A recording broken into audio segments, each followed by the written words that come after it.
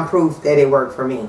And after that, I went and spent $20,000 for school.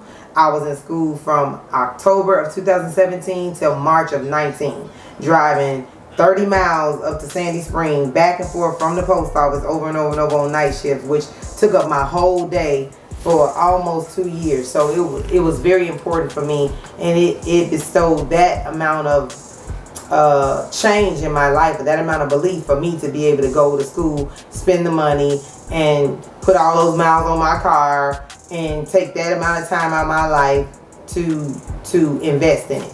So it does work. Absolutely works. So I do not just take women's money to try to say, okay, I can fix you. If not, I do have other resources available for plastic surgery for those that are scared. I do like live streams on mental illness, body dysmorphia, and plastic surgery. So anybody that's afraid, scared, or wondering, you know, if I go abroad, because it is much more expensive in the United States than it is, you know, in Colombia or in DR or any other place that you want to go. But that's where I am today. So I'm a veteran. I got 26 years in government, and I've always done my life with the corporate lifestyle, but I realized the corporate lifestyle is another form of slavery to me. And then now that I'm in entrepreneurship and I've been out for a year and a half, I've made more money than I did working at the post office. Okay. I understand that you worked at the post office, but what thing triggered you to say, I need to be independent and I need my own business to fulfill some self-desires that I have in my life for right now? I didn't look at it like entrepreneurship or I need my own business, because my mom's an RN. She's still working today. Everybody in my family works at a job.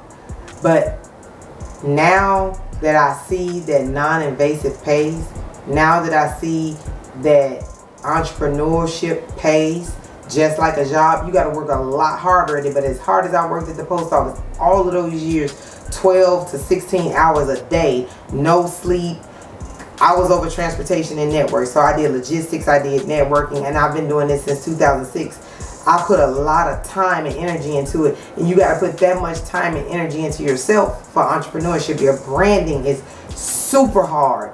You get a lot of flack from a lot of women, your parents, my exes, like, you're showing your body, you this and that, but I have to compete with the young girls that are making the money, that do show their bodies. But had we known, I think, as younger women, that our bodies could make us this much money, if we had social media, we would have been doing it too. So I get a lot of flack for being my age.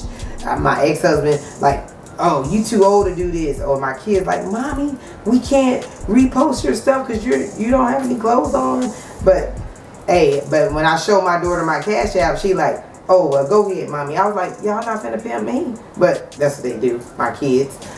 But it pays. So you got to put as much work into your advertising, your marketing, all of that to be able to be successful, just as you trust the brand of that eagle on the side of them postal trucks. So you gotta put in the work the same way, and try not to